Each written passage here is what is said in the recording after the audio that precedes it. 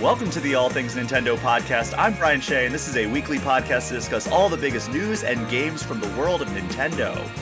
Hyrule Warriors Age of Imprisonment is out now, so you know we're going to be talking about that. But before we get to that, we have a new Game Informer cover story that is actually pertinent to this listening audience. Joining me to talk about his Dragon Quest VII Reimagined cover story is Game Informer's own Wesley LeBlanc. Wes, how are you?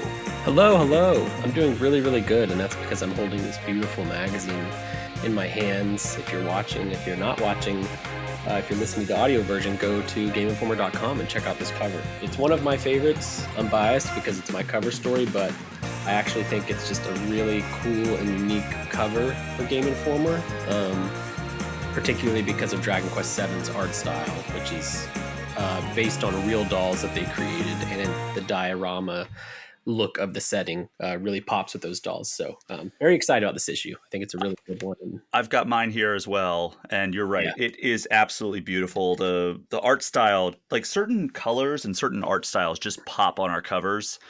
Yeah. And this is one of those where, like, I got my issue in the mail. Like, full disclosure, if you were subscribed to Game Informer, you should not have received this issue in the mail yet. It's not. They sent us advanced copies in order to record some marketing videos and stuff like that. So we have extremely early copies. So if you're like, wait, I don't even have that one yet. What's the deal? It's because we got early versions. But yeah, this one doesn't ship for subscribers till December, so it'll be a minute. Like, don't sweat. But I opened up my mail and I saw that and I was like, wow, the colors just fly off of it. So look forward to getting that in the mail. I'm sure I'll touch on it here soon, but there's a Dragon Quest retrospective because this is the first time in 34 years of Game Informer history somehow that we've ever had Dragon Quest on the cover, which is almost like shame on us because Dragon Quest is one of the biggest RPG franchises of all time. In Japan, it's like even bigger than Final Fantasy, I'd argue. Like, they love Dragon Quest there. And I stayed next to the Dragon Quest cafe when I was in Akihabara back in what was that, July, I guess. That's awesome. I didn't know that was there. But yeah, so inside there's a retrospective kind of diving into the history of the game, and that feature in particular, when I opened it, it gave me like goosebumps because it is so pretty. Our designer on that, Dimitri's his name, he crushed it. I really can't wait for people to get this issue. There's so much good stuff inside of it. Well, we are going to be talking all about your experience going to Japan, meeting up with the Dragon Quest team, and getting your hands on Dragon Quest VII Reimagined in the main segment. But we've got a little bit of news to get to before we get to that point. And this is one of those weeks where we have like a good deal of news to get to, but like it's mostly just like a small number, but really good news stories. You handle a lot of Game Informer's news, I guess, overall, not just pertaining to Nintendo stuff. How would you describe this week in terms of overall news load?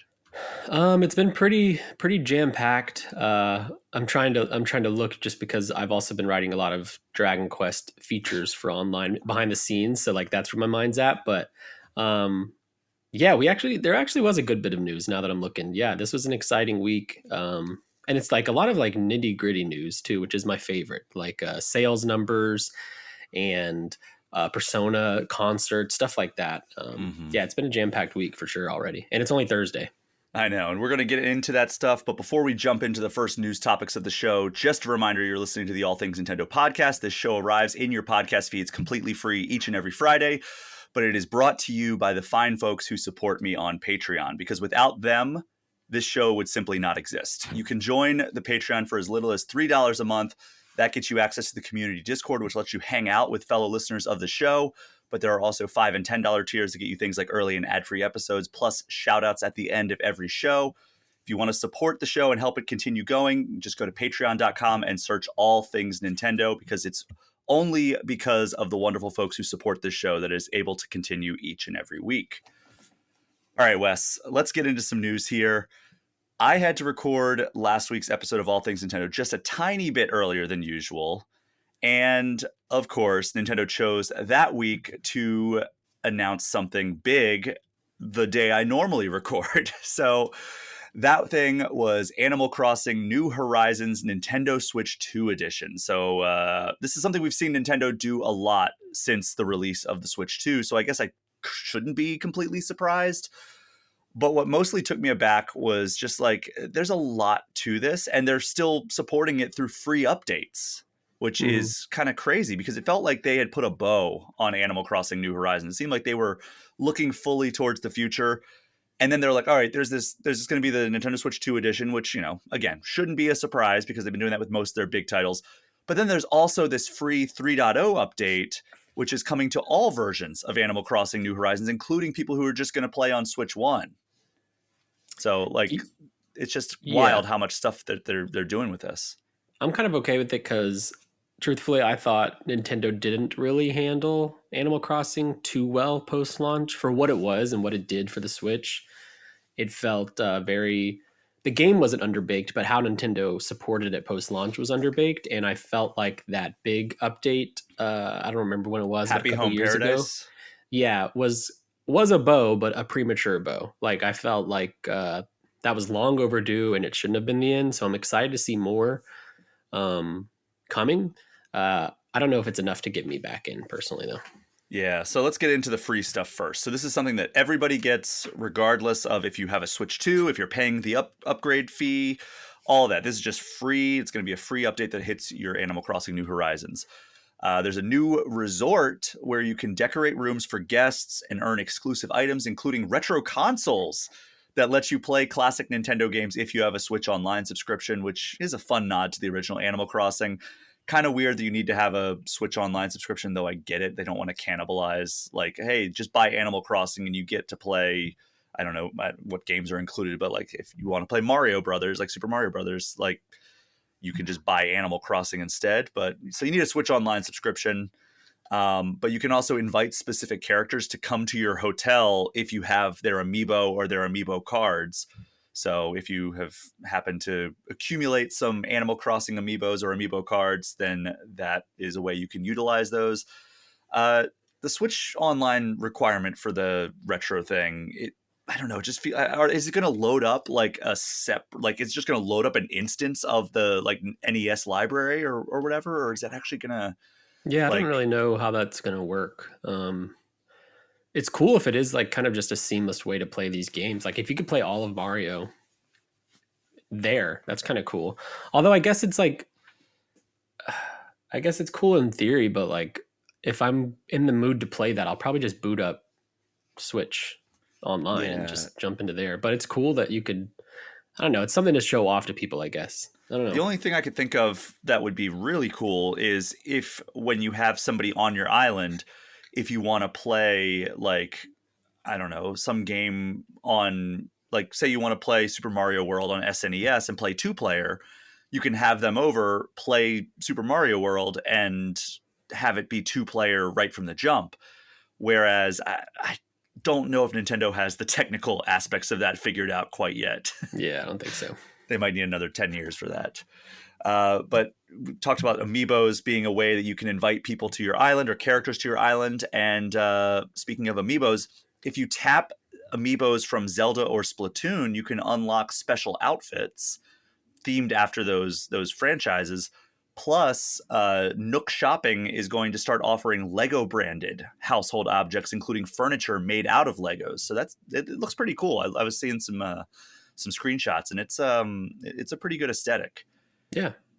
And then Rossetti, who is a character that you can use to kind of reset areas of your island if you request him to, is getting added in. And he's been kind of like a series mainstay, but he hasn't been in Animal Crossing New Horizons until now. So that's another new feature they're adding in with this 3.0. I think a lot of people were like, where is Rossetti in like this island situation? And here he is, finally 3.0, Yeah, five and a 5 years half later. years later.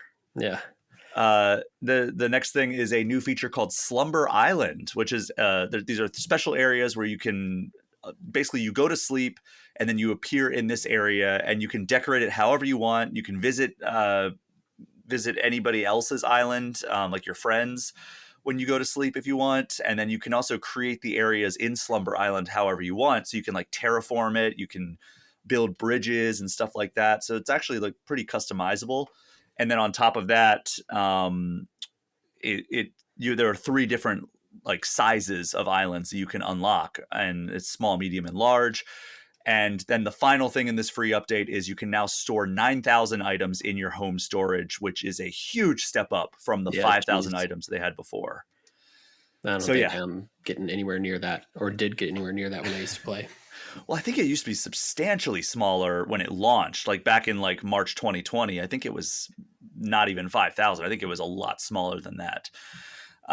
So everything that I just talked about is free for everyone once this update hits, which, you know, I only went over that stuff on very high level. There's like a lot of granular stuff. It was like a 12-minute trailer that they released for this. Yeah. And I just tried to pull out the big stuff.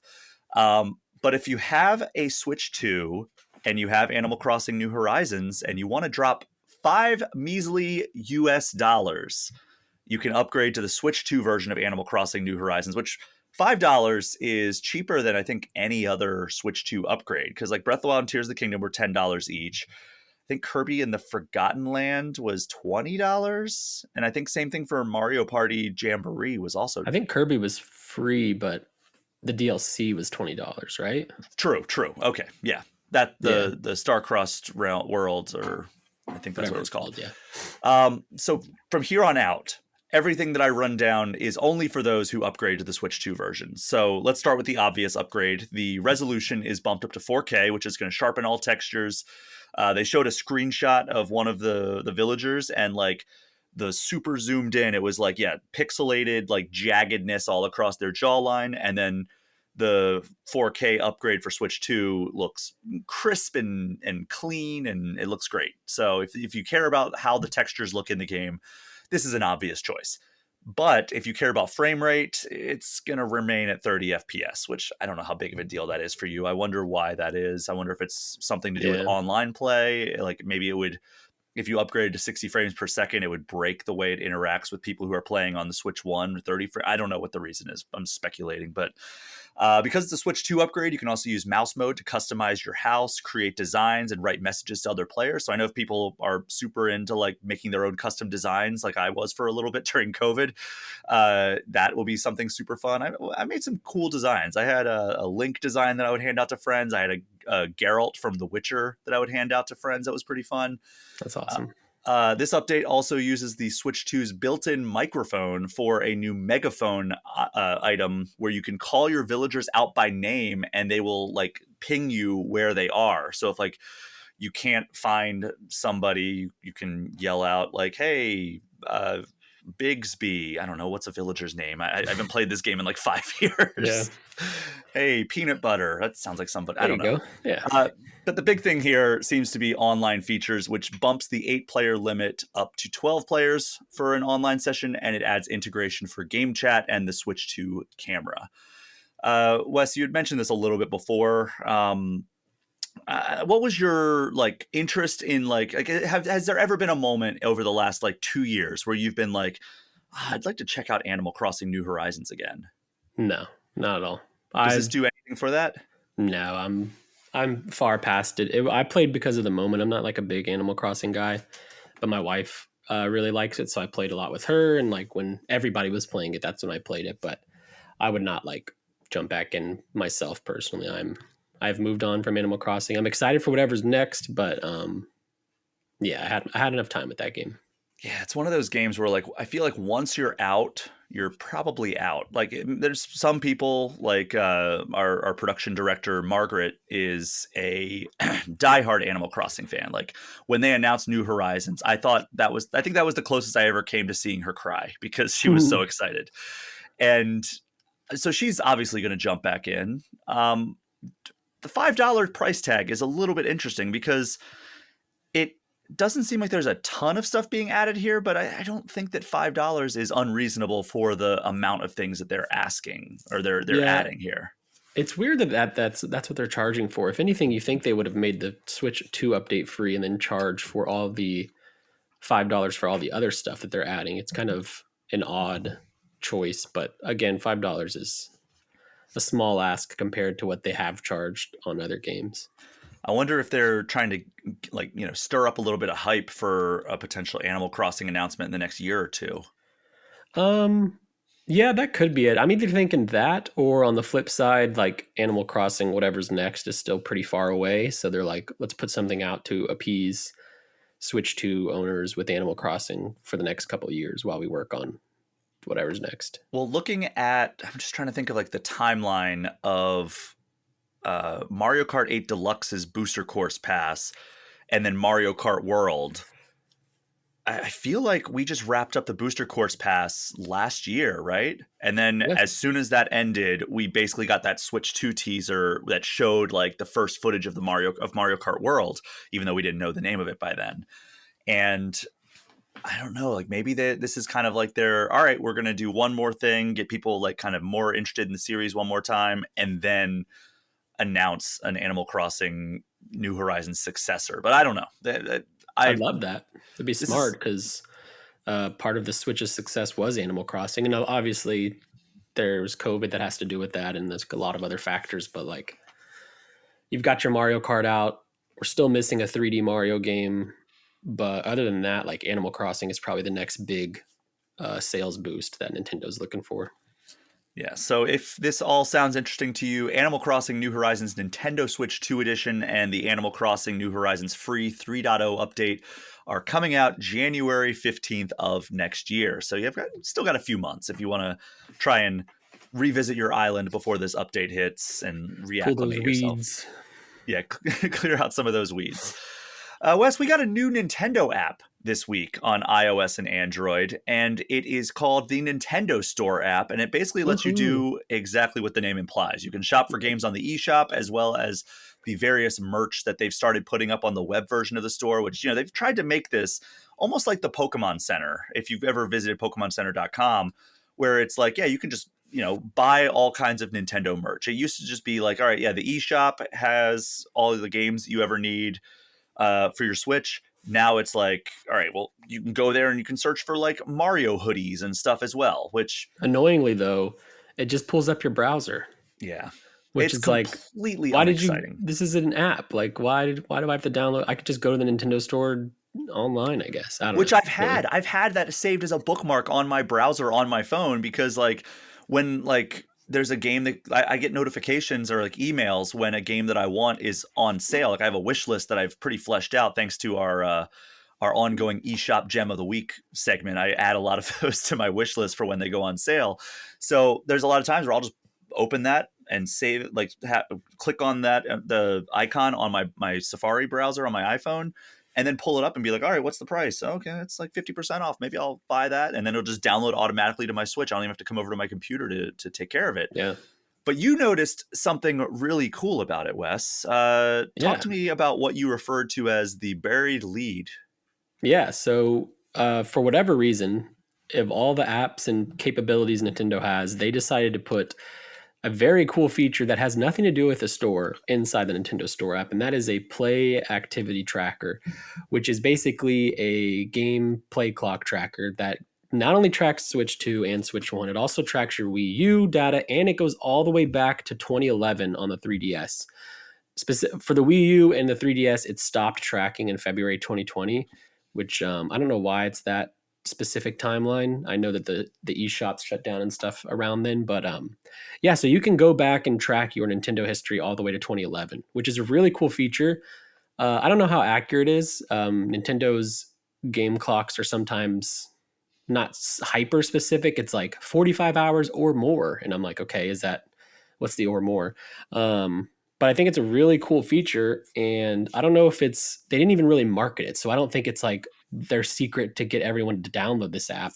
I think they just needed somewhere to put this data, and they put it there. Because weirdly, even the Switch console itself doesn't track data too well. Like it only goes back a certain amount, and yeah, it's odd. But this is a really cool feature that everybody's been using online. Like if you're on social media, people are posting their games and stuff, and it's cool.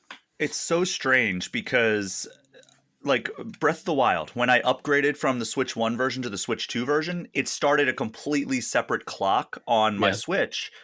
But on this app, it looks like it's lumped in. So it's like, what data are we even surfacing on these different versions of this same app?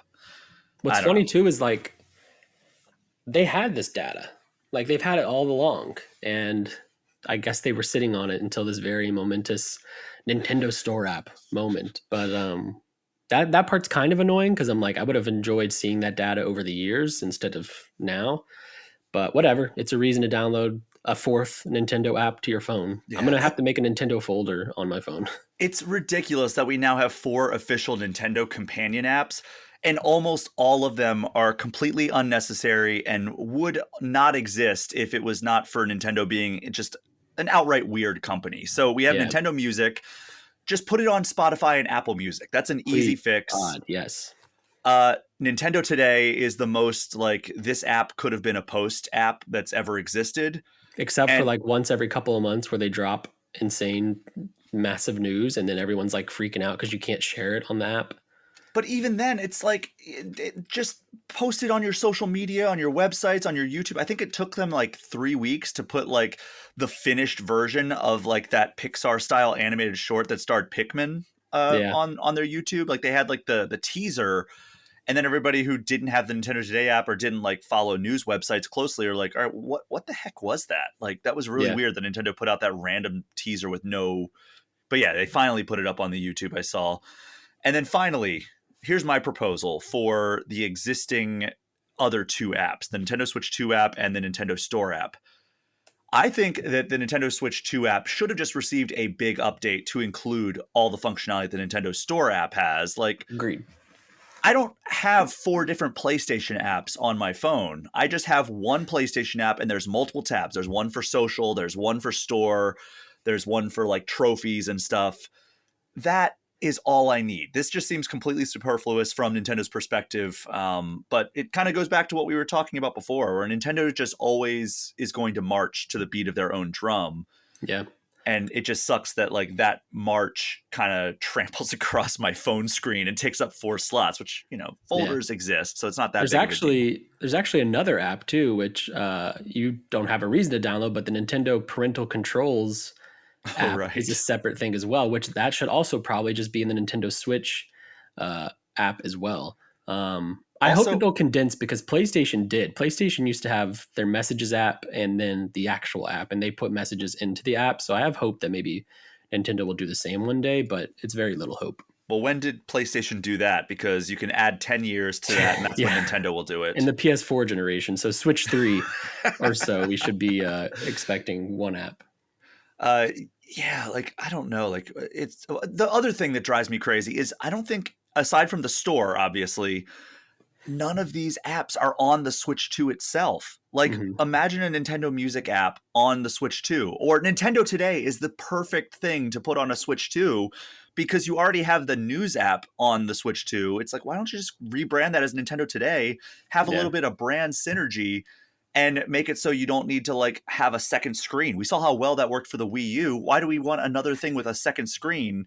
yeah. Like just put it on there and it's like, oh, Nintendo Today, cool. Or like have, I don't, it's driving me insane, some of the stuff that Nintendo's doing with these mobile apps. Especially the music because they keep releasing games where like they have in-game jukeboxes. Like Donkey Kong Bonanza has one, Mario Kart World has one. I'm sure there's others I'm forgetting about or ones that are on the way. And it's like this could all be. It's cool that those are in the games, but I'd also like that in an app, either on my Switch or on Spotify or Apple Music or something. Yeah, don't get me wrong, like it's a cool app. Like I really love that you can go like line by line. Like I looked and I was like, all right, what's the day that I played Breath of the Wild the most? And I scrolled through my entire thing and there were a lot of lines of times of me playing Breath of the Wild. Yeah, And I saw one day and it said like you played 6 hours and 45 minutes of Breath of the Wild on this day, and I was like, I bet that was a really good day. yeah. I think former Game Informer, now he's running news at Restart.Run, Imran Khan. He had his biggest day was 11 hours in Breath of the Wild, and I was like, Wow. dang, that's just a rotting on the couch day. I've done that with a couple of games in recent years. I think Assassin's Creed Odyssey was one where I put like something like 8.5 hours into that game one day, and I actually posted about it. And the Ubisoft was doing this thing where they actually had the voice actress of Cassandra dressed as Cassandra reading tweets about Assassin's Creed Odyssey, and Oh, she that's awesome. read mine and was like, "Thank you so much for your commitment to our cause. Please clean your couch," or something Oh, like that. that's awesome. Or please Febreze your couch now, or something Yeah. like that. So if you'd like to download the Nintendo Store app, which, by the way, the data is very fascinating to look at, regardless of how accurate it may or may not be, it's available on iPhone and Android right. Hey there, it's Dr. Sanjay Gupta with some exciting news to share. CNN is now streaming. That means you can read, watch, and stream everything in one subscription. You can watch news live 24/7. You can also explore catch-up videos and explainer videos, and you can also watch a library of CNN's originals, including my latest documentary, It Doesn't Have to Hurt. Just go to cnn.com/all-access. Wes, you talked about this at the top of the show. We got some Nintendo earnings numbers, and it gives us our first, I would say, real numbers for the Switch 2 since launch, because the first ones came out, like a month after the Switch 2 came out. So we got some launch numbers there, but this tells us a better picture of how the Switch 2 is doing in its first half year on the market. And these numbers are all as of September 30th, and they tell us that the Switch 2 has sold nearly 10.5 million units. And as a result, Nintendo has bumped its forecast for this year up to 19 million that it is currently projecting that it will sell. And it has already sold more than 20.5 million units of software. And we didn't get a lot of data for the software of Switch 2. Most notably, we didn't get numbers for like Drag and Drive or Nintendo Switch 2 Welcome Tour, which probably tells you something about how they sold. But we did learn that Mario Kart World is, unsurprisingly, the highest selling Switch 2 game with 9.5 million units sold. That's a wild number. That's even more than Mario Kart 8. 9.57 million means that's almost a 1-to-1. Like everyone that's picked up a Switch 2 has picked up Mario Kart World, which is kind of unheard of. Yeah, it reminds me of the early days of Breath of the Wild when the Switch 1 came out, and there was actually a higher than 100% attach rate for Breath of the Wild for like those first couple of months, because I don't know how that happened, but people I know how it happened. I pre-ordered Breath of the Wild and I didn't get a Switch until a couple days after launch because I couldn't pre-order one, and I had to just drive around town until I found a random one at a Walmart. So I was a part of that. Well, I think they said there's something like a 92% attach rate with Mario Kart World and the Switch 2. So I mean, that's extremely high. And that's I would say unsurprising given how like popular Mario Kart is. The Mario Kart franchise is almost always like the highest selling game on whatever handheld or console it's on. That was certainly the case with the Switch 1, which we're going to get into in a second here. But on the Switch 2 side, Donkey Kong Bonanza sold around 3.5 million units, which I don't know how good that is. Like it's a good number overall, but like you got to think that as the second most popular exclusive on a very popular console, I wonder if they were hoping for more there. Yeah, I think so. But it's also a new IP, so, and it's Donkey Kong, which Donkey Kong is cool, but like it's but it's not Mario, and like hopefully they aren't expecting. We know this was the Mario Odyssey team, but like there was no world where it was ever going to do as well as a Mario game from that team. But I do think 3.5 is a little. Yeah, it's a little low. I would have probably guessed 5 million or 6 million copies, maybe, especially because I think Pokemon sold 6 million in the first week. I mean, Pokemon's Pokemon. That number's actually kind of low for Pokemon, too. But yeah, I would have probably guessed more for Donkey Kong. Yeah, I don't know. I think the real test is going to be the first year numbers. Like once next summer rolls around, we have a full year of sales data under our belts for Switch 2.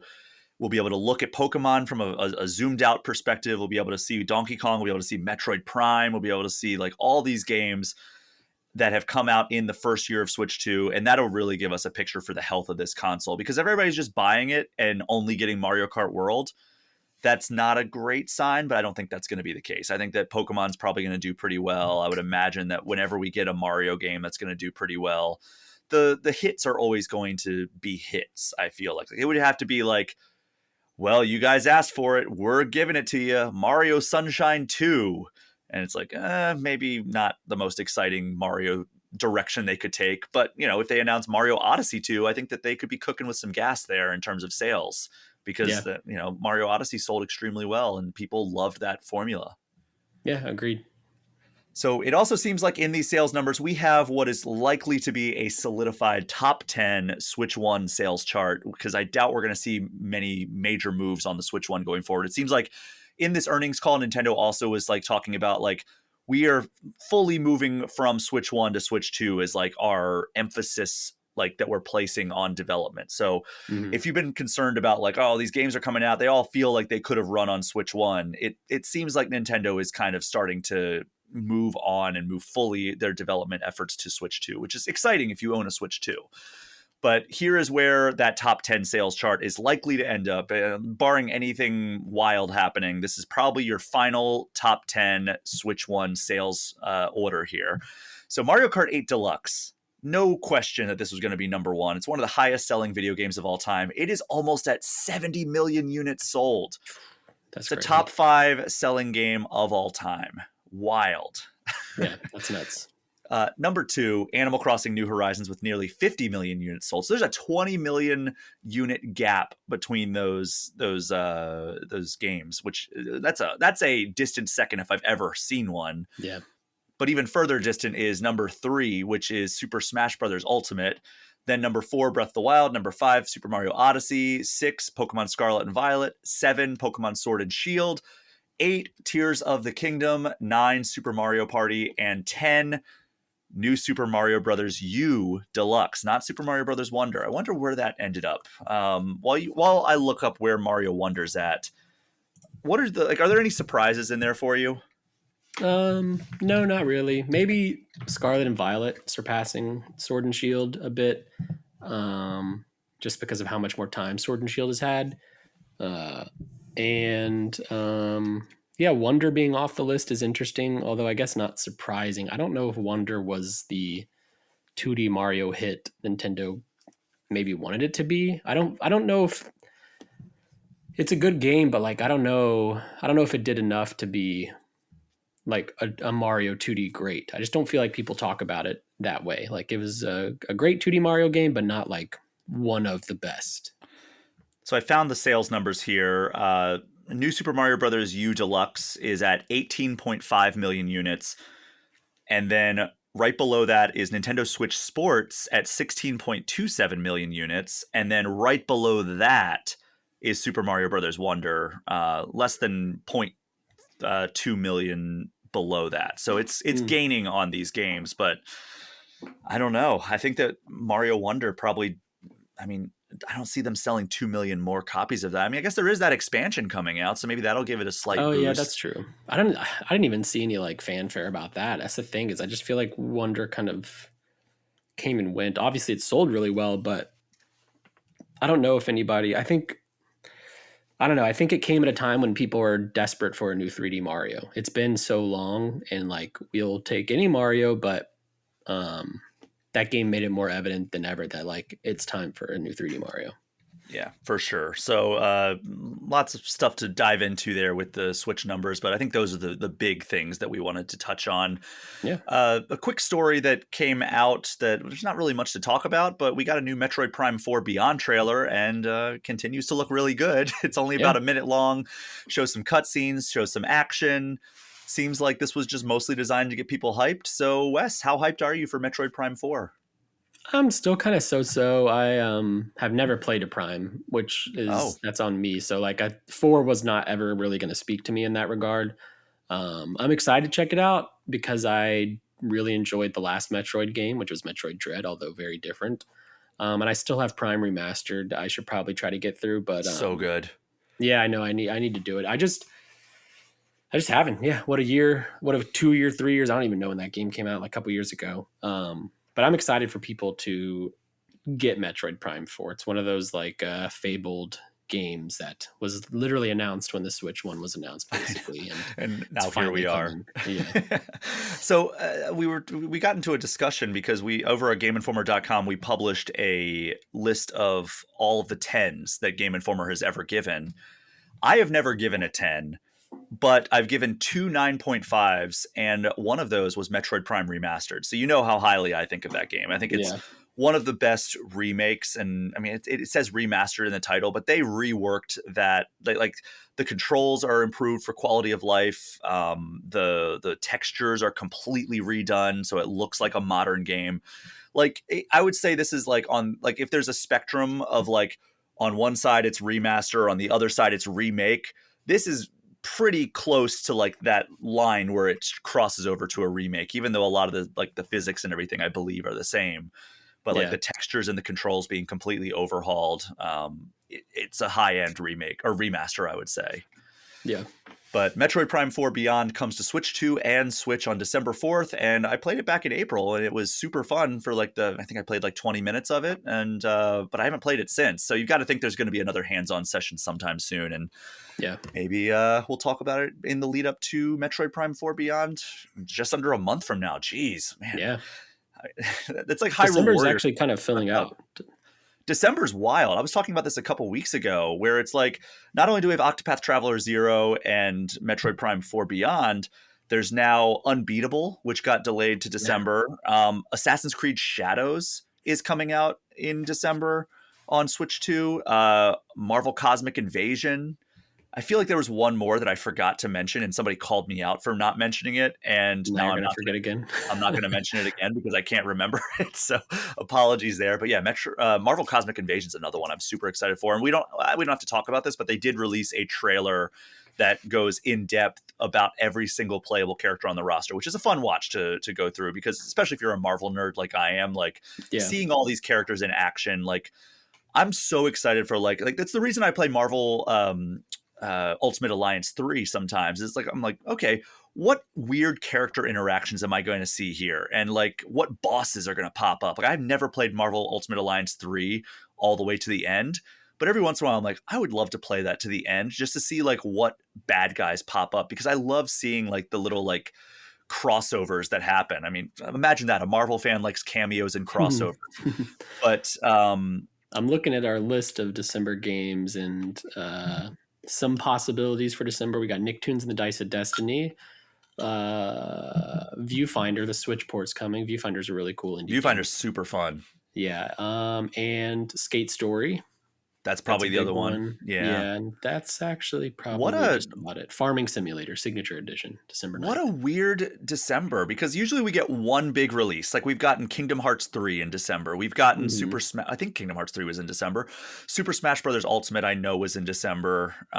It's like every couple of years you get one big game in December, and it always feels weird for us as we try to like scramble to get people to play it before we have to ship our issue for like Game of the Year stuff. And I know it disqualifies those games from like the Game Awards. Yeah. So I think it's like a mid-November cutoff for the Game Awards. So there's a lot of stuff, but like, yeah, it's going to be a busy December, and more so because I'm traveling a lot in December. Yeah. So it's going to be hard to keep up with all these releases on the podcast, but we'll do our best. And speaking of December releases, Wes, we got another announcement of a December game or December release coming out. And we used to start every news segment with Pokemon news, but how about this time we end it with Pokemon news? So just before we hopped on to record this episode, Wes, Pokemon released an update on Pokemon Legends ZA Mega Dimension, which is the upcoming paid DLC to Pokemon Legends ZA. Wes, I haven't talked to you about Pokemon Legends ZA yet. How are you liking it? I really enjoy it a lot. I've kind of put it on the back burner for now because I'm trying to play PlayStation games or other console games and PC games, because I have a trip coming up, a vacation where I'm going to be flying. So I'm going to be playing a lot of Switch then. Where are you headed? I'm going to Paris. It's my first time there. Very excited. And real life Lumio City. Exactly. Yeah, I'm going to go play ZA in the City of Inspiration. And then we're going to Italy to take my daughter to meet her grandmother there, her Nonna. Nice. So it'll be lots of Switch time then. And that's when I plan to play more. But I'm already like 10 to 12 hours into ZA, and I'm really, really enjoying it. I knew I would like it. I haven't played Arceus. I just wasn't really grabbed by the setting per se. I need to go back and play it now that I'm enjoying this Legend so much. But I knew the city-specific setting would grab me because I'm just a city boy, and I'm really enjoying what ZA is doing. It's really funny, It's is very funny. different, and I really like the combat. It's a fun change, and I like that they're doing something so drastic in this spinoff. And I really enjoy where it's going and the kind of different way it's making me approach moves and thinking about status effects and that kind of stuff. Yeah, I'm really enjoying it. I haven't gotten far enough to know if like the stories really grabbed me yet. I'm kind of just, I mean, the dang tutorials are gruelingly long and They are. boring, and I'm pretty sure my 7-month-old daughter would be able to understand those tutorials. They're so basic and boring. But I'm kind of starting to get into the thick of things, and I'm very excited to see where it goes. Yeah, well, I'm excited to hear what you think as you play more of it. Also, I'd recommend bringing your Switch 2 to the Eiffel Tower and playing it in the Yes. Eiffel Tower, which is what they did for us for Yeah, the that's so Legends wild. ZA thing. When they told me, like, hey, we rented out the Eiffel Tower for this demo, I was like, I didn't even know you could what? do that. I Yeah, know. I didn't know. I guess there's an event space on like the middle tier that yeah, that you can rent out. But yeah, Pokemon Legends ZA takes, or the Mega Dimension expansion takes place in hyperspace Lumiose. And following the events of Pokemon Legends ZA, spatial distortions begin appearing around the city. I don't know if you have to beat the game in order to get to this expansion, by the way. I just think that it takes place after, but maybe it doesn't. Your character gets sucked in to this new dimension, and Pokemon battles are against creatures where their levels are higher than 100. I think there was one in the trailer that was like 142, hmm which is going to absolutely wreck you even if you're like maxed out with all of your Pokemon. Like, you're not going to survive that encounter. Well, um, I think that's probably why you need to beat the game is you need to be pretty high level, but there are hyperspace berries which mhm. will help your Pokemon fight these high level Pokemon. So we also got a look at least one returning character from X and Y, Karina, who was Yeah, the girl who roller skates around if you played the original one. That was a fun character. I'm glad she's back. She had a yeah. Lucario, right? hmm Okay. So you work with Team MZ, your team in the base game, to explore hyperspace Lumiose and address the strange events occurring around Lumiose City.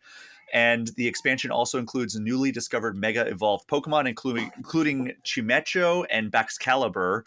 Though there's going to be plenty more there because I know we've already seen like Mega Raichu and a couple of others. But Mega Deontay. yes, Deontay. so that's the next thing. That starting now, you can claim a Deancite stone through the Legends ZA mystery gift feature in Pokemon Legends ZA, and then once you have that, it unlocks a mission called Shine Bright Like a Gemstone, which has got to be a Rihanna Shout out reference, Rihanna. right? Yeah, yeah, yeah, Okay, which then gets you a chance to catch Deontay, which they should have had a Beyonce reference if we're going to have Beyonce. yeah. That's so Uh, true. but I don't know. Does Beyonce have any dime? I guess if you liked it, then you should have put a ring on it. Yeah, That would have been the best one. Single ladies. Uh, so you then can visit the Looker Bureau with a Deoncite stone, and then you'll unlock a second side mission, which will let you learn how to mega evolve Deoncé. So that is available for free for all Pokemon Legends ZA players right now. And then if you want the Pokemon Legends ZA Mega Dimension, it was announced during this trailer that it's another December release, December 10th, and it is coming then, and it's going to cost you $30. So, Wes, how do you feel about the timeline of this? Like, it feels pretty quick after release, and the content that they're laying out here.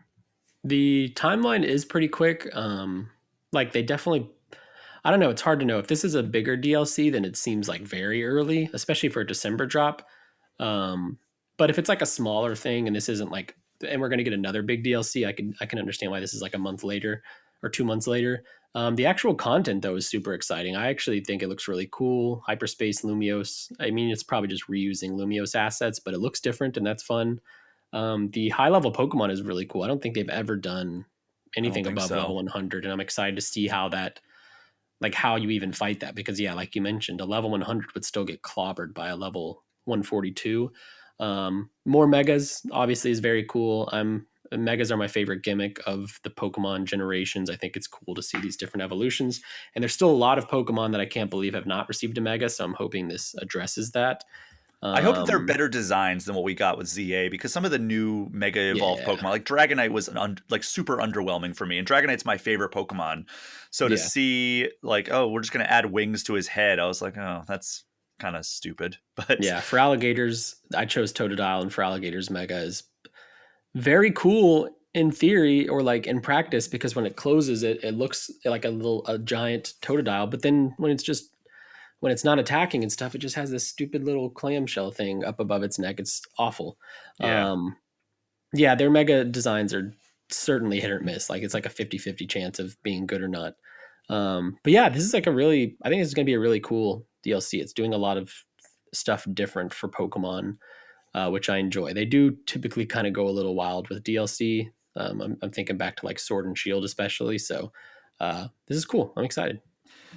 Well, that is coming out December 10th. I'm excited. I mean, I like the timeline here because I feel like oftentimes these games come out and then they want to put out an expansion, but it takes way too long. And it's like The Witcher 3 put out 2 certified bangers of expansions, but I never played them because I had played the game when it came out and I had moved on by that point. And I get it, like development of these things takes time.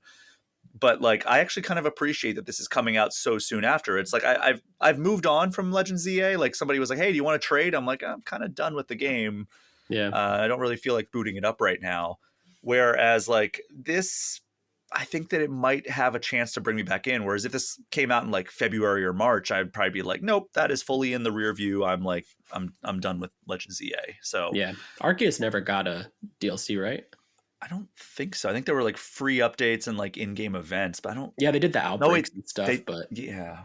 Wait, there was something like uh, there was something that they released. I remember it was the Daybreak update, but that I was think free that was though, I just think. that was Yeah. just free. Yeah, I don't. Yeah, that was just free. So I guess not. It's been a long time since that came out. I know Scarlet and Violet got paid DLC. Yeah. But Wes, we are going to take our first break of this episode, and when we get back, we will be digging into your recent trip to Japan, where you got to play and check out all kinds of stuff regarding Dragon Quest VII Reimagined and spoke with the series' legendary creator. We will be right back.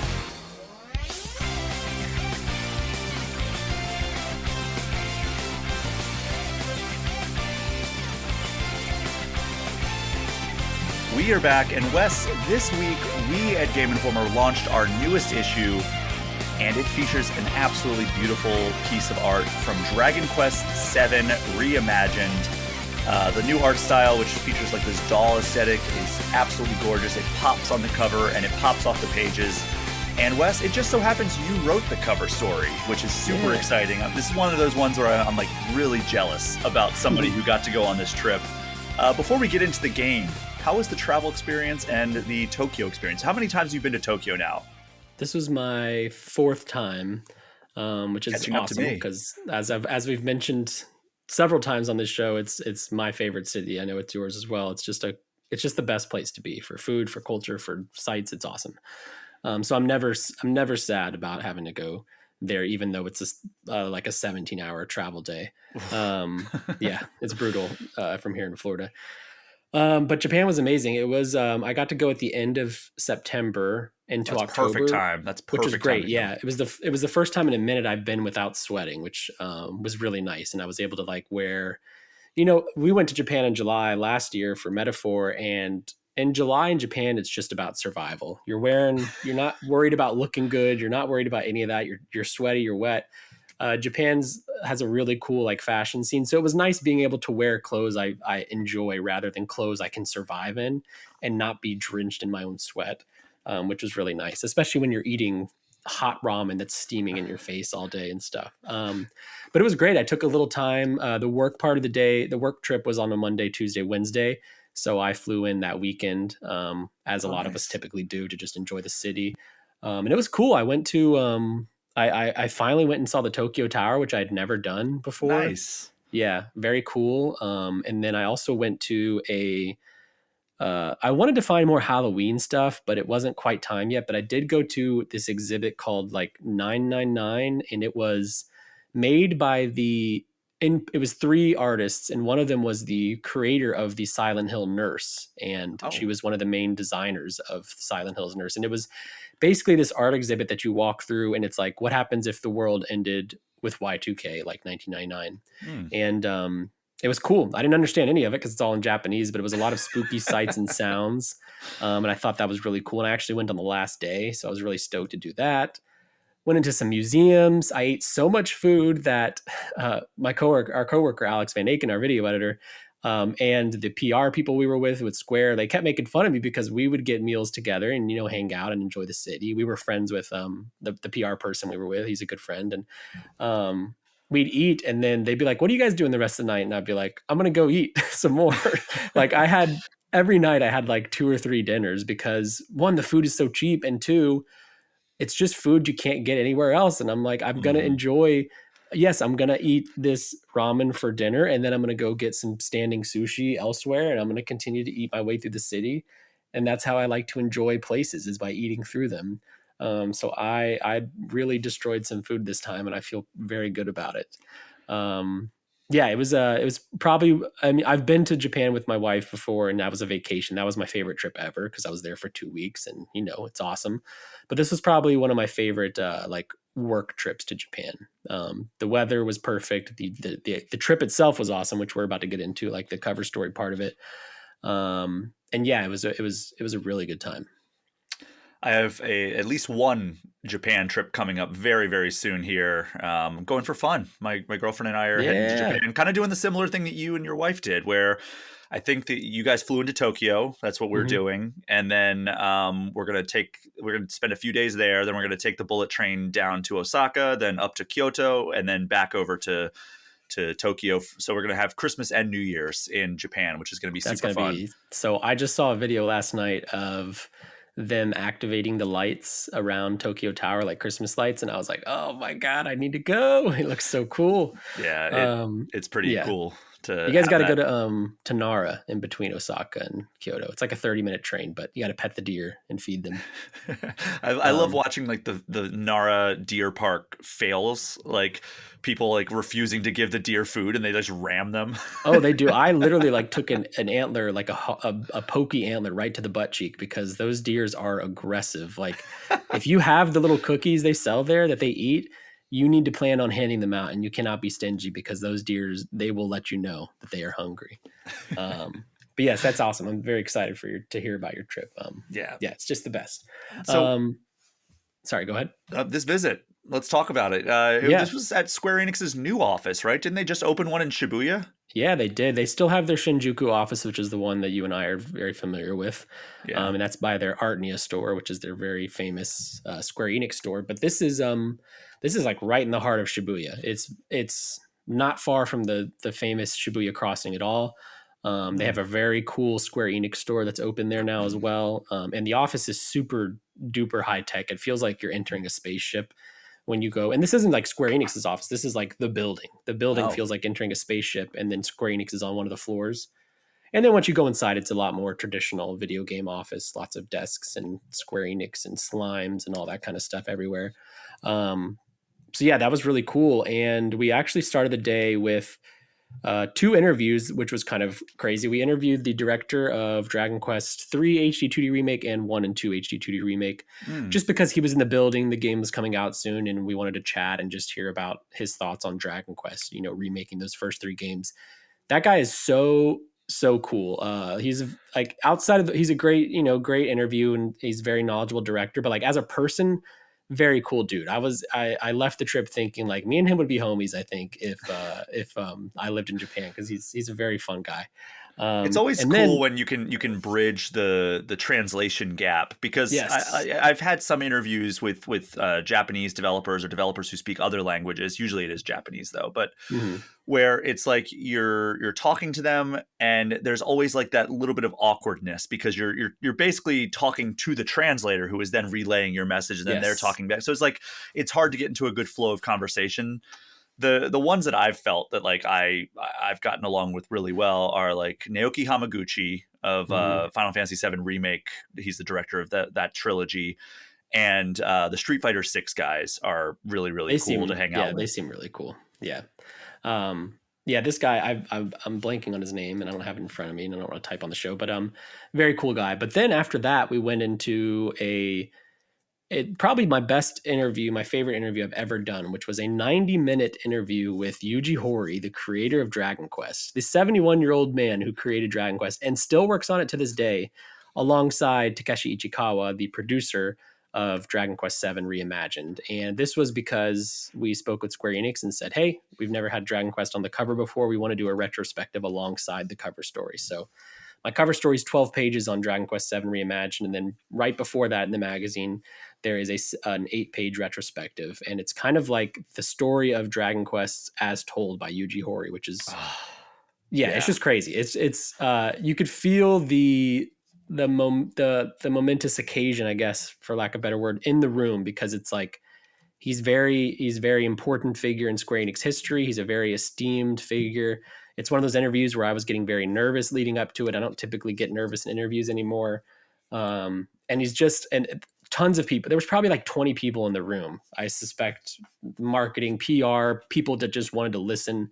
But for all the pomp and circumstance surrounding him, he's like such a chill, laid back guy. He, one of the nicest people I've spoken to, very understanding. His answers were amazing. And this fact that we spoke for 90 minutes, I could have talked to him for hours, but like 90 minutes that's a very long interview for the translators involved, for everyone involved. And it was really, really cool to just speak to somebody that created one of the most like important RPGs in history, if arguably like the most important RPG in history. Inarguably one of the most influential and arguably the most influential. Like this is like for people who are like not really familiar with the Dragon Quest series, like this is like on like maybe like a notch below like Shigeru Miyamoto in terms of like influence that this man has had on the industry.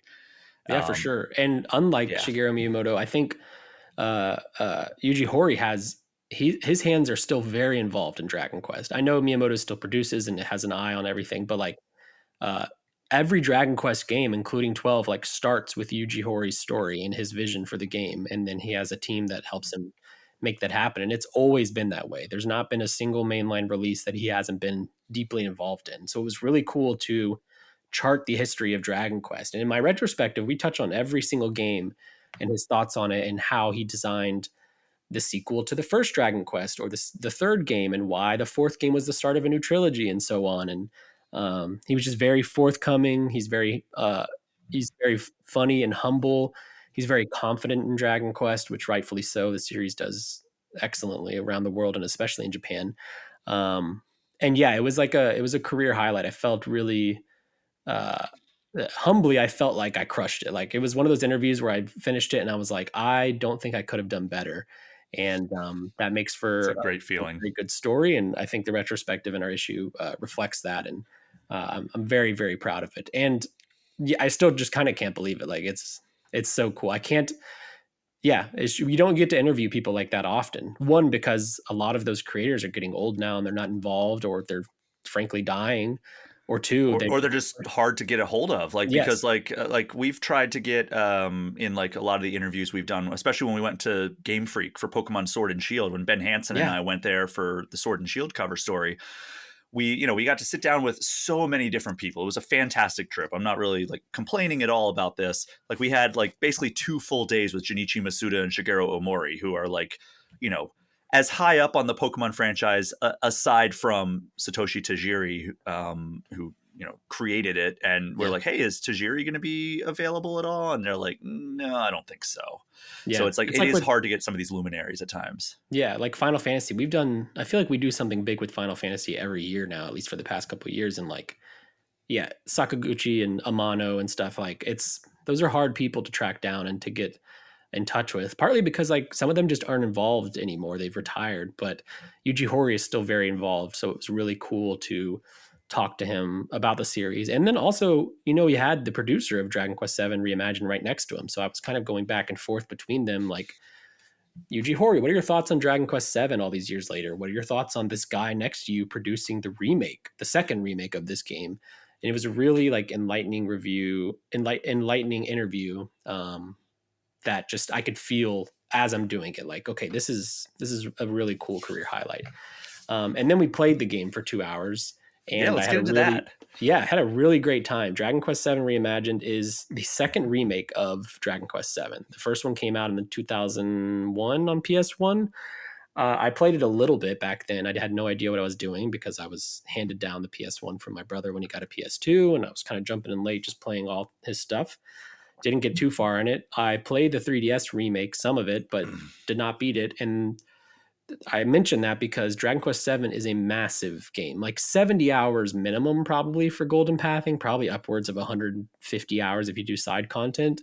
And Square Enix knows that. They recognize that. And the whole point of Reimagined, the thesis and conceit behind it is taking one of the more beloved entries and making it more accessible to modern audiences, which means streamlining the scenario, making tweaks and quality of life updates to the combat to feel a little bit more modern and to play more efficiently and smoothly. And ultimately, like, Reimagined is a way to experience Dragon Quest VII without putting 100 hours into this RPG. They didn't say like how much it's going to take, but it seems like substantially streamlined, but in smart ways. They're not cutting big story moments that you love. They're cutting things that didn't really make sense in 2025 or parts of the story that didn't really work even back then. The combat, if you've played any of the HD 2D remakes of recently, they have a lot of those quality of life updates. You can speed up combat to fast or ultra fast. There's auto combat. There's tactics, which kind of lets you like AI program your NPC party members on how they should respond in combat so that you don't have to actively select their moves. So kind of like the Persona way that you Yes. can like coach them, Yeah. like, all right, be aggressive, be defensive, Exactly. be healing. Yeah. Yeah. And it's nothing too new for Dragon Quest. They've been doing tactics for a long time, but it feels really nice here in Reimagined. And one of the big new system with combat is called Moonlighting, which you have vocations, your classes, your jobs in Dragon Quest VII. Moonlighting lets you select 2 at a time. And so now you're leveling up 2 of your jobs at the same time, and you're using abilities from both at the same time. So now instead of grinding through all 20 plus vocations, you can grind through 10 of them because you're doing 2 at the same time. And ultimately what this makes for is a much more streamlined package. And of course, if you're looking for something more faithful, there are still 2 Dragon Quest VIIs out there that you can go play. So I think it's fair that this is like not being as faithful. Those ones are, I don't want to say super accessible, but they're playable out there. And Reimagined is looking to bring one of the better games to modern audiences in a way that's like a bit more forgiving. You know, it's not asking you to put 150 hours into this game. It's asking you to put in half the time, I imagined, if that. It looks beautiful. They created real dolls for each of the party members. So Yeah. Hero, Prince Kiefer, Aisha, Sir Mervyn, Ruff, and Maribel. And these dolls are made by a local doll maker in Shinjuku, by their old offices. It's called Studio Nova. And they're like about 3 feet tall, and they're very expensive. I won't say like how much. They did tell us that, but that's, you know, that was just kind of off the record stuff. But so expensive, like very, very expensive. And they made these super high quality handcrafted dolls and then scanned them into the game. So like when you're playing, like you're moving around these 3D models of these dolls. And to match that doll aesthetic, they created like dioramas for the world instead of it looking more traditional. It kind of has a Claire Obscure Expedition 33 look, the world map especially, like that diorama kind of shift focus blurry look to it, and it's just it really captures the warmth and coziness of Dragon Quest VII. If you've played Dragon Quest VII, it's one of the more, you know, there are some darkness in the story and stuff like that, but it's an island hopping adventure about these characters, and it's a coming of age story. So I think this new aesthetic really captures the warmth that is at the heart of VII, and that's something that I really took away from my time playing the game. And it's just really fun. Like it's a Dragon Quest game, which they've really kind of nailed the turn-based RPG. Unlike Final Fantasy, they don't really experiment much. Like Dragon Quest has been a turn-based RPG in the mainline series since its start, and that's not changing here. This is still very much turn-based RPG, and I really like it. It felt really good to play, and I think it's something people should look forward to. Very exciting that it's on Switch 2 coming out in February. And there's so much more. Like my cover story talks about a lot of it. There's 12 pages. I have a ton of stories going up on the site. I interviewed the director, I interviewed the lead scenario writer and talked about like how you streamline a game like this and what it means to streamline a story so fabled as Seven. And then obviously I talked to the previously mentioned Ishikawa about producing this game and why now is the time to remake Seven a second time. TLDR, Square Enix really likes their sevens, I think. They really do, yeah. Between Yeah. this and Final Fantasy VII, and they enjoy their 7 remakes apparently. Yeah. So you mentioned at the end of your cover story, you're like, I basically emerged from this trip like desperate to play more Dragon Quest. Have Yeah. you played more Dragon Quest since this Yeah, trip? actually, I very slyly asked the PR person we were with, I was like, hey, you have any Dragon Quest 3 HD2D remake codes? Just while we're hanging out, and because I was like, I want to play more Dragon Quest on the plane on the way home, and I did. I played some Dragon Quest 3 HD2D remake, and I had passed over it last year. We were shut down. I was kind of in a gaming rut, but it's really great. I really like that. It's in the HD2D remake style from Octopath Traveler. 3 is a prequel to 1 and 2 that connects to the story. I'm looking forward to getting through it and playing 1 and 2. I think if you're looking for like a taste of what Reimagined is, I think those are great games to check out, especially in the realm of combat. Obviously, the visual style is very different, but a lot of what Reimagined is doing to streamline its combat can be found as like foundational pieces in these HD2 remake games. And the 1 and 2 HD2 remake just came out, and our freelancer gave it a 9, I think. So following in the trend of doing really well. Dragon Quest is ever since 11 has kind of made new waves in the States, and it's been a massive series in Japan basically since its start.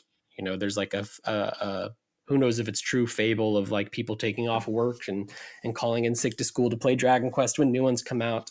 So it's always been a big deal in Japan. And I think 11 really put it on the map for worldwide players.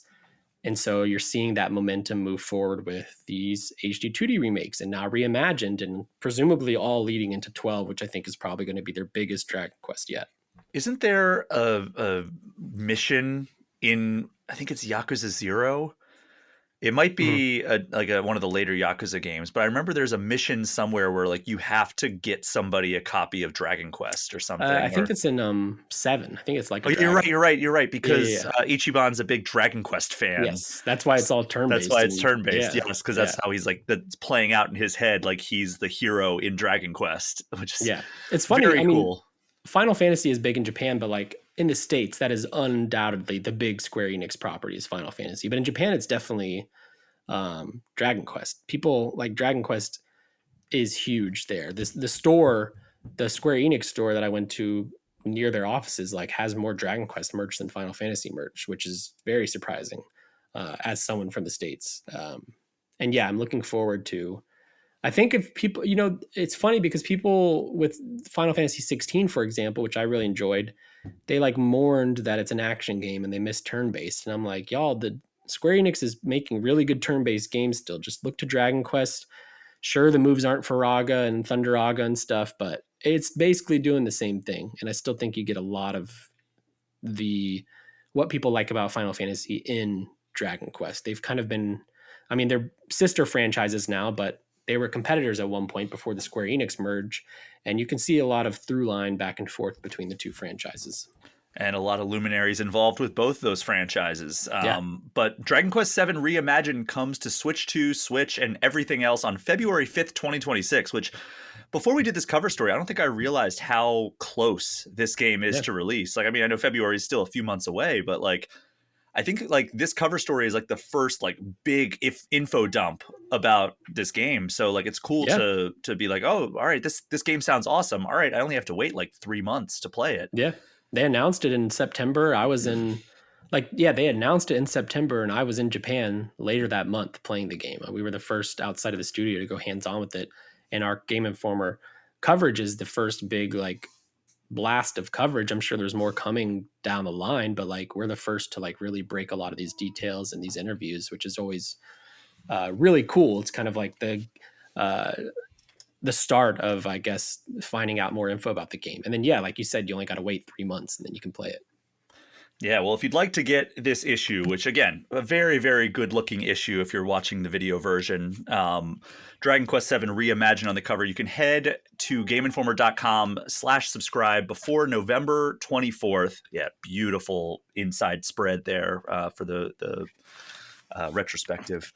Yeah. And if you're in the US, you can get it shipped to you as long as you go to GameInformer.com/subscribe before November 24th. But Wes, thank you so much for coming on to share your experience in Japan and with Dragon Quest VII Reimagined. Where can people find you online? You can find me on Blue Sky at Wesley LeBlanc, and you can find me all over Game Informer all month long with Dragon Quest VII coverage. Like, the cover story is just the start. I've already posted a few stories. I've got more lined up. We've got some video plans.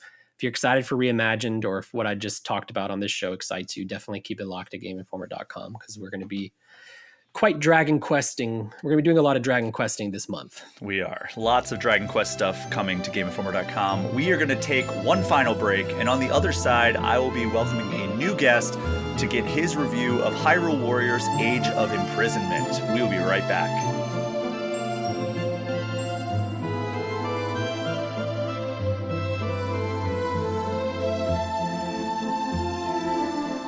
We are back, and we have a first-party Nintendo release to talk about this week. As we talked about extensively last week, this week brings us the release of Hyrule Warriors Age of Imprisonment. It is a prequel to The Legend of Zelda Tears of the Kingdom in the Musou genre, and joining me to chat about his review of that game is the senior news editor of Shacknews. It's TJ Denzer. TJ, how are you doing? Doing great. Thanks for having me on.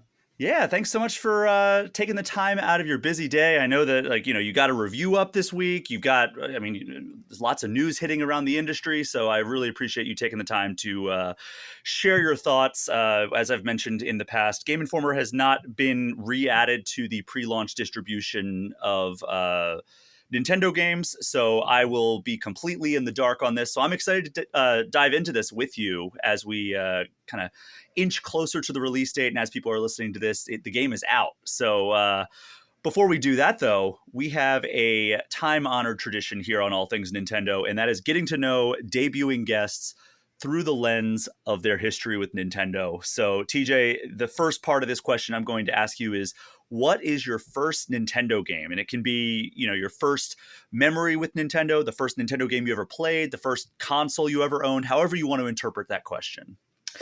I'm like foggy on what my first Nintendo game was, because I was like maybe 2 to 3 years old when my older brothers got it, like the original NES, and were like collecting games and doing graph paper and all that stuff. The one that I think I remember the most is Dragon Quest, the original Dragon Quest, Dragon Warrior, for us in the United States back in the day. And man, like, it was just so fun traveling that world and fighting everything and trying to rescue the princess and getting, like, nowadays people think that's like so grindy, but in those days it was like, this was magical. It was a whole world before us on this screen. Wow. Well, this is a Dragon Quest heavy episode, because last segment we were talking about our new Dragon Quest VII Reimagined cover story that we announced over at Game Informer. And but also we got Dragon Quest 1 and 2 HD 2D remake recently. Have you had a chance to play those at all? How does it hold up to like your memory of those games? I haven't had a chance to play them yet. I hear that the second remake is the best version of the second game that anyone's played, and that the first remake is kind of not as good, which I hope that I love that game, but I recognize that it probably has some warts after so long. But the people that I trust to check out that stuff, that's what they've told me about it, and I'm still excited to dip my toes back in, because Dragon Quest 1 was definitely the one that I thought had the most potential in a remake, just because it was so simplistic at the time. So we'll see what happens. I want to dig in and see for myself, but I've been looking at opinions around the board about it, because I'm a huge fan of that series.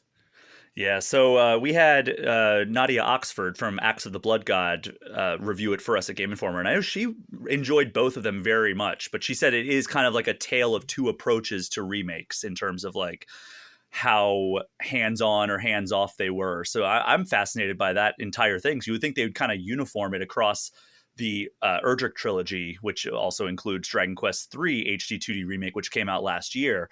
But it seems like maybe they took kind of divergent approaches, which is extremely fascinating to me. Imagine like if they did like Final Fantasy VII remake, and then they're like, all right, we're going to completely change up like how hands-on or hands-off we're going to be with Rebirth, and then the third entry is also completely different. That's just such an interesting insight into like the way they look at those games in 2024 and 2025. So I'd be very interested if that is truly a game that is extremely nostalgic for you, like what you think of it once you do finally get your hands on 1 and 2. Did you play 3 HD 2D? Yes, I liked it. I liked the stuff that they added on. I liked the little. I wasn't so crazy about the little filters that they added, but I felt like everything else was pretty impressive. Yeah, I mean, I liked what I played of it. It's definitely like an old school RPG. So like, you can't go into it thinking like, all right, I thought Final Fantasy VII, like the original one, was a little antiquated when I played it. So I checked out Final Fantasy VII Remake, and wow, it's like a brand new game, because it is a brand new game. They rebuilt it from the ground up. This is very much still adhering to all of the design conventions and everything, just with a lot of quality of life and obviously better visuals because of the HD 2D art style. And some smoothing over of like the grindy nature, as you alluded to in your original statements about Dragon Quest I or Dragon Warrior.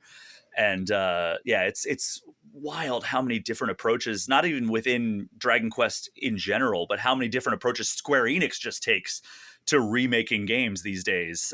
So it's really, really interesting to check it out, especially when you juxtapose Dragon Quest 1, 2, and 3 HD 2D against the game we just talked about last segment, Dragon Quest VII Reimagined. Like, completely different approaches, and even then to how they remake games in the Final Fantasy franchise.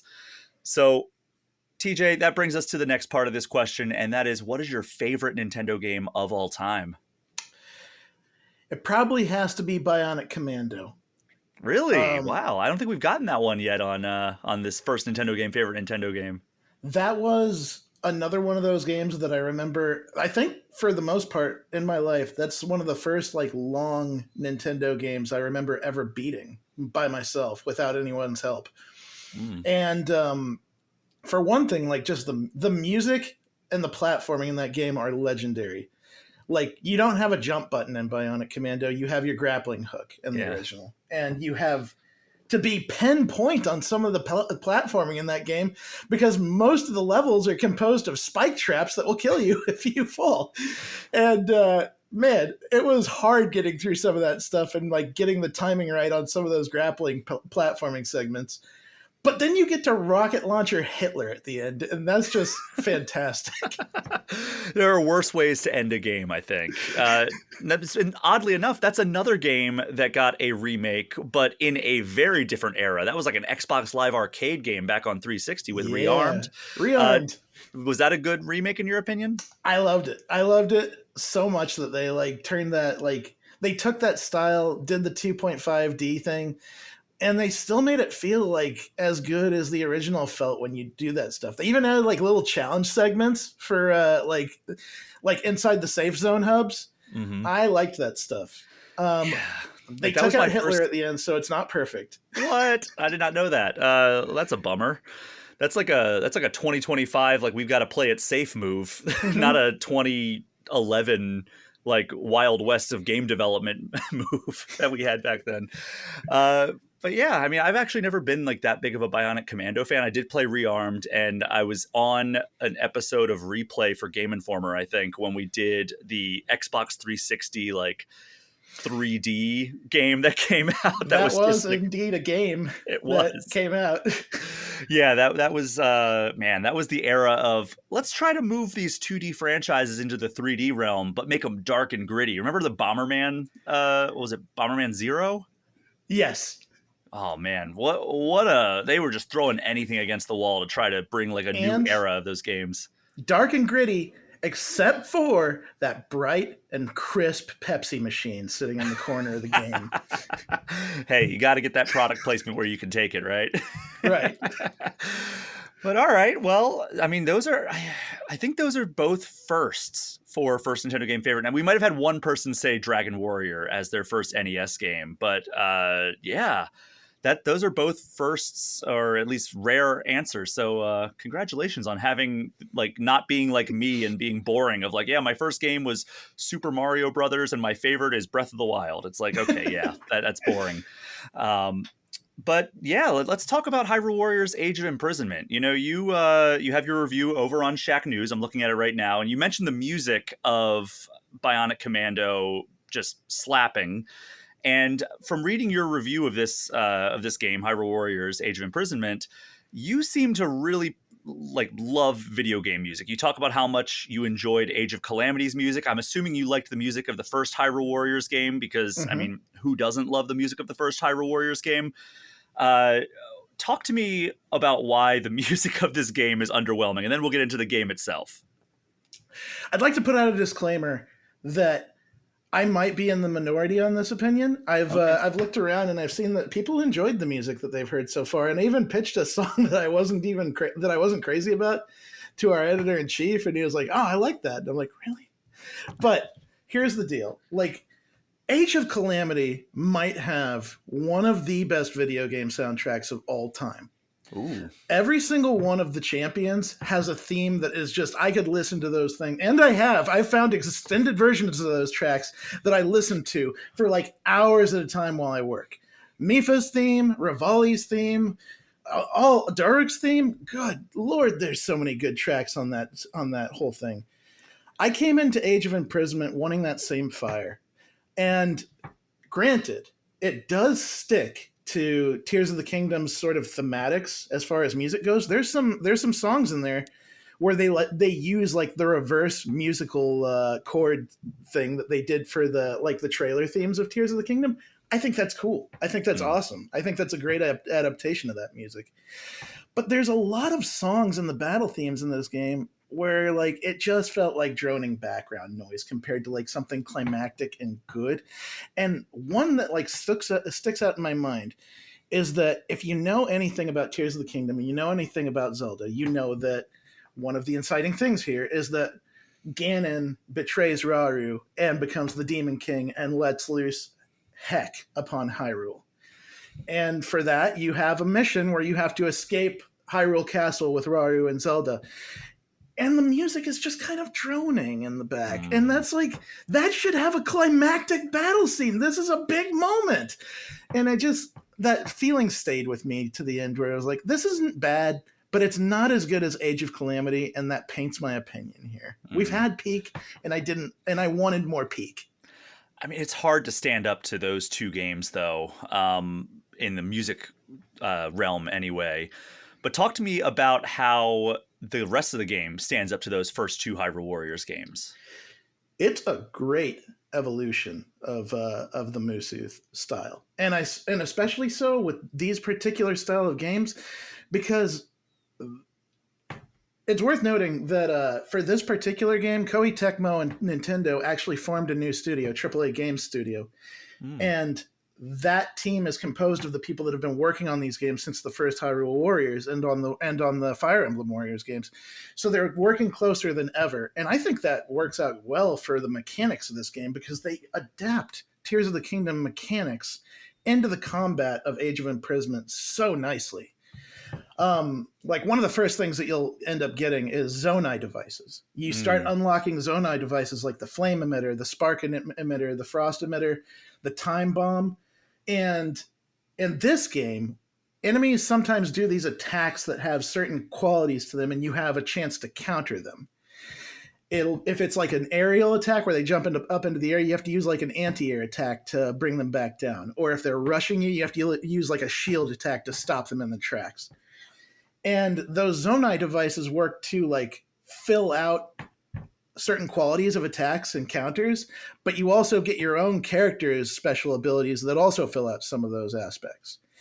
So the Zonai items like make a good filler for like another layer on top of combat, where if you have a character that doesn't have an anti-air move, the Zonai devices are there for you to use an anti-air move. And I think that's really fun and really smart. So are these Zonai devices, are they like consumables, or are they just like kind of weapons that you equip and they're there for the entirety of the level? They're more like weapons you equipped. Once you unlock a classification of Zonai device, you have it automatically on every character. Like every character can equip a combination of 5 Zonai devices and their own skills. So you get them all the time. The limiter is that you have a Zonai battery. And as long as you have the Zonai battery, you can use Zonai devices. But once that battery runs out, you have to either use a battery or you can't use Zonai devices. Got it. Okay. And just so people who may not have listened to last week's episode or haven't really seen much about Hyrule Warriors Age of Imprisonment or haven't played the other games in the series, a Musu game is basically like it's just this over-the-top action game where you're controlling one character usually. Sometimes you control multiple characters or you can jump around to characters. And then you are just basically taking out tens to hundreds of enemies in a very short sitting. Sometimes racking up 1,000 hit combos or whatever just to clear a battlefield. And there's strategy involved where you have to take certain keeps or certain strongholds. And so this is not like a straightforward yep, this is the definitive prequel to Tears of the Kingdom. If you like Tears of the Kingdom, you're going to love how this plays.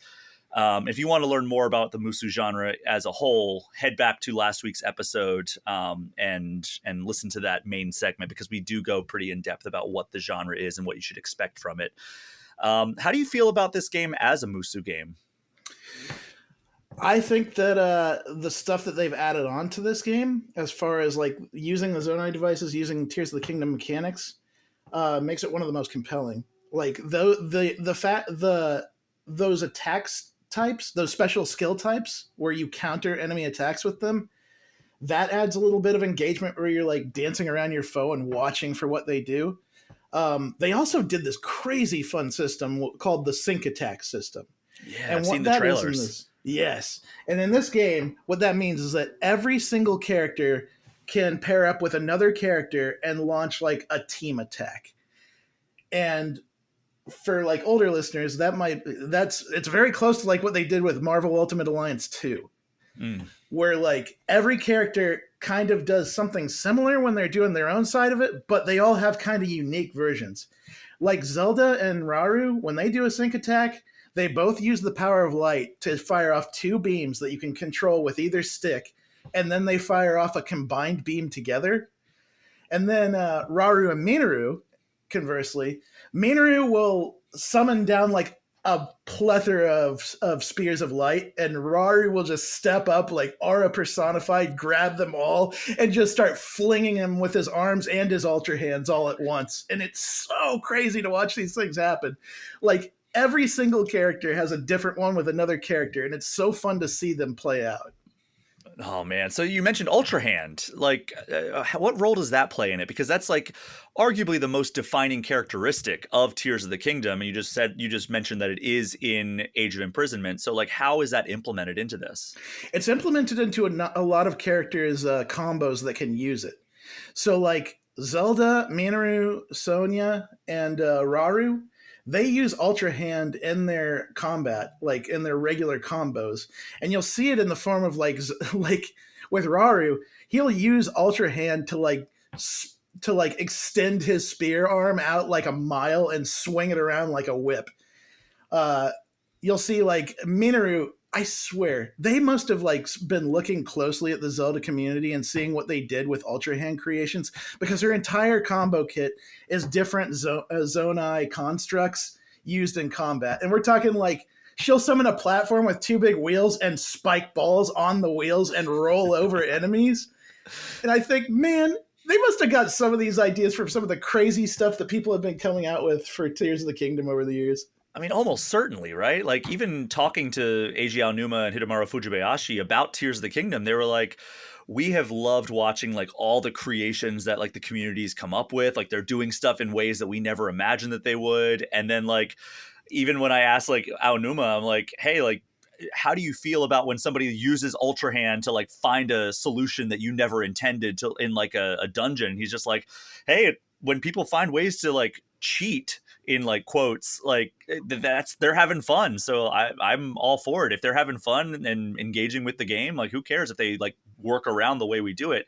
So they were paying attention, at least on the Nintendo side. So you would have to imagine that I guess it's not really Omega Force anymore, but whatever this studio is called that they formed was also taking care of it. Yeah, and like I have to gush over the characters here because like this is also like the first glimpse we've had of a lot of interesting characters in the Breath of the Wild era. We've known like Zelda and Rauru are the only known quantities here because of how much they were in Tears of the Kingdom, but like all of the sages, uh Minoru, and like some of these other characters here, we haven't gotten any time with them, and they're so expanded in this game. It's really cool to meet Rafika and meet Artie and get to know Minoru more because like Minoru is a stone cold queen. She's awesome. But I also love the new characters they introduced. Calamo is like a breakout hit of this game. If you don't know, Calamo is a Korok that they introduced really late into the trailers for this game. And he's just a little guy, but he like has like all these elemental seeds that like depending on what button you end his combo on, he'll throw out fire, water, lightning, and ice. So he's really good for fighting elemental enemies. And then when he gets serious, he just straight up throws a whole beehive at enemies and then throws explosives to get them riled up. That makes me so happy that you're talking so positively about the character roster, because I think that was one of my main concerns coming in, because when you look at the original Hyrule Warriors, that's just a star-studded cast of characters from across the entire Zelda timeline, the multi-timeline, if you will. And then when you look at Hyrule Warriors Age of Calamity, it's a lot of characters that we were very familiar with, including Link. This, it was like, all right, we know Zelda, we know Rauru, we know Sonya, but like beyond that, it starts feeling like a pretty shallow pool in terms of what we know about them in Tears of the Kingdom proper. So it seems like we get a lot more character development with these characters, a lot more time with them, and it sounds like they also introduced some pretty amazing new characters. Yeah, and I would say that speaks to the strength of the story here. They did a great job like introducing these characters, giving us time with them, expanding on who they are, what they do, why they're there, and like just giving everybody the glow up that they need to have if this is going to be like the one and only time we get to see them. Like, I don't know who Rafika is before this game, but now I love him. He's great. And we're not going to get into spoilers too much here. Like, I want to keep this very, like, it's stuff you would see in a trailer, basically, is like the level of spoiler we want to go. That said, I'm very curious, how is Ganondorf in this? Because I love his depiction in Tears of the Kingdom. Do they do him justice? They do. He's a nasty man. He's a very nasty man in this game, and he gets a lot of, just like everybody else, he gets a lot of screen time to be a nasty man. Like, if you like that hulking, like, giant warrior Ganon, like, just Chief of the Gerudo before he became the Demon Lord, he gets those moments here. God, that makes me so excited. And do we see like expanded or extended versions of the flashback scenes that we got in Tears of the Kingdom? Yes, absolutely. This is like a giant flashback. There are some wrinkles. Calamo and the Mysterious Construct throw some wrinkles into the story that people that are familiar with Tears of the Kingdom and played it all the way to the end, it might not play out one-to-one. I'm not going to say anything, but it might not play out completely one-to-one. And if you know Age of Calamity, you should expect it might not be canon, but it is interesting. That was my other question, because that was a big point of contention for a lot of people with Age of Calamity, is that it was kind of like, all right, it was pitched very much as this is the events of the Great Calamity, and we're going to depict it for the first time in like in-game instead of just like having to be like memories that Link unlocks in Breath of the Wild. And then they ended up retconning the whole thing. And I think a lot of people were rightfully upset about like, hey, why'd you mislead us so much about this being like a prequel to Breath of the Wild? Do they pull the rug out from under us in this one? This is one that was hard to answer.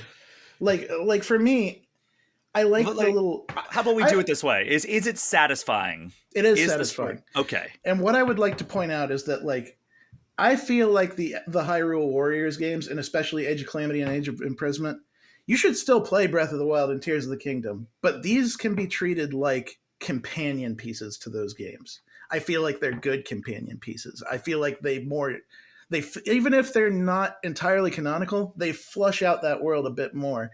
They show you more of the things that you didn't see. and they're fun. Like, that's the bottom line.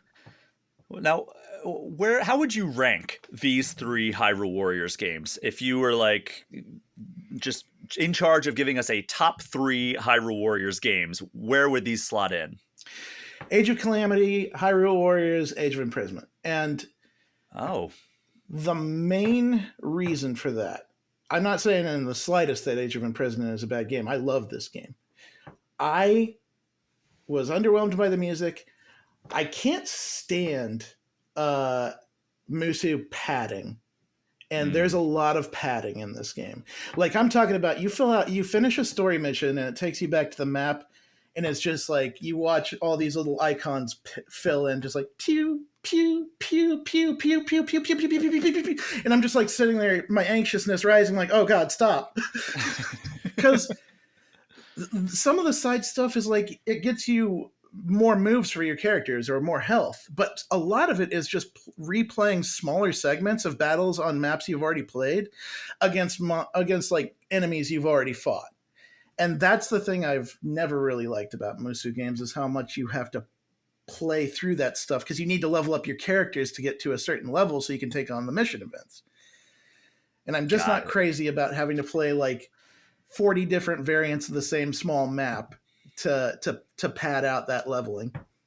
Okay. Well, I mean, I understand that as somebody who also does not enjoy having to replay the same content just for the sake of grinding or, accomplishing certain weird, like seemingly inconsequential side missions. I totally feel you on that one. But yeah, like also like another thing I had to ask about is one thing that like I loved about the first Hyrule Warriors game, and to a lesser extent Age of Calamity, is that you see a lot of iconic like enemies that you're taking on. Is that still a thing here? Like I know that like we got such a fractured or fragmented view of the past in Tears of the Kingdom that we don't really know what creatures are back there aside from a few of them. What can we expect from like the boss characters, the enemies that show up? Like, are we going to recognize them? Yes. For the most part, enemy and commanders in this game are variations of the bigger monsters that we've been fighting in Zelda, such as boss bokoblins, moblins, Hinox, Lynels. But there are big battles with main characters. Like there's a few that are really enjoyable. Like they're still very good at doing like set piece moments and like those big dramatic moments in this game. And I think that those fights are some of the most standout in my mind as far as what I enjoyed when I was playing them. Cause like there's a few duels that are under embargo that I can't talk about, and I wouldn't want to spoil them anyways, but they were a blast to fight. Well, you gave the game an 8 out of 10. You can read the full review over on Shacknews. We'll close on this. Say somebody comes to you. I'm going to give you 2 different scenarios. I liked the first 2 Hyrule Warriors games, and I'm a big Zelda fan. Do you recommend Hyrule Warriors Age of Imprisonment? Yes, absolutely. Like, all right. Even just the chance to play Rauru and Minoru and Zelda and Kalamo in this, which might be like the final ribbon on this era, fantastic. Like, if you've enjoyed any part of this era of Zelda, and you're down for like a light action game to just give you more story to go with that, I think Age of Imprisonment is a fantastic companion piece to Tears of the Kingdom. Perfect. And then the other scenario I'm going to give you is I love Breath of the Wild and Tears of the Kingdom. I've never played a Musu game. Should I start with Age of Imprisonment or should I go play the other 2 first? That's a really hard question, just because I don't think that you should play the Hyrule Warriors games before you play the main games that they're associated with. Because no, they've already played the Breath of the Wild and Tears of the Kingdom. They love those games, but they've never played a Musu game before. They're wondering which one you should start with. I would absolutely recommend the first one, and then play Age of Calamity, and then play Age of Imprisonment, because they're all fun. And then like Age of Calamity builds upon Hyrule Warriors, and Age of Imprisonment builds upon Age of the Calamity. So you're getting a cool evolution by playing them in that order. All right. Well, TJ, this has been awesome. I'm glad you were able to join the show today. We'll have to have you back for a full episode at some point here, but thank you so much for joining me for this episode of All Things Nintendo. Absolutely. Thank you for having me on. And thank you so much to everyone for listening. As you know, the Patreon and the associated Discord server are the best ways to get any questions or comments in. You can also get in touch with me at brian@allthingsnintendo.com or hit me up on Instagram or Blue Sky at Brian P. Shea. TJ, where can people find you online? You can find my writing, features, news, and videos over on Shacknews.com and the Shacknews YouTube channels. You can find me over on the social medias on Blue Sky, Twitter, Facebook, what have you. That is our show for this week. Thank you again so much for listening. Take care. We'll see you next time.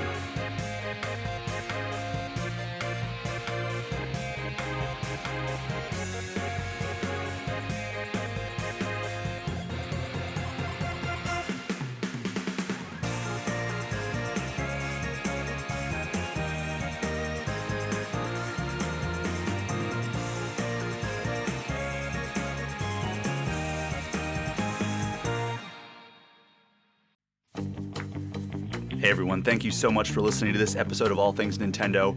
Before we get out of here, I just want to give a special thank you to the $10 patrons of the podcast. Alex Stadnick, Andy Junkins, Ben Richland, Chad Brecky, Chaps My Ass, Derek Sigmund, Dusty Beeman, Ian T. Clark, Jason Thompson, Jawar Hello, Johnny Five, Jose Villalobos, Joshua DeProy, KC Radio Man, Cody Gibson, Creeper 207, Ozman83, Paul at Drunk on Mako, Pratable, Rob McCann, Bobby Mac 265, Robert Sosa, Roberto Nieves, Roger Reichert, Russell Sayer, Smithy Poo, Zane Sink, and Zek 3 Sword Sama. Thank you so much. Truly, you are the reason I am able to continue doing this podcast week after week. Hey there, I'm Hugh from Moderation. If you like today's episode, why not check out The Next Session, your D&D agony aunts there to answer all of your questions. Join Adam and Alyssa as they answer questions sent in by listeners like you about how to solve the problems that come with running and playing in all sorts of different tabletop scenarios. Available wherever you get your podcasts.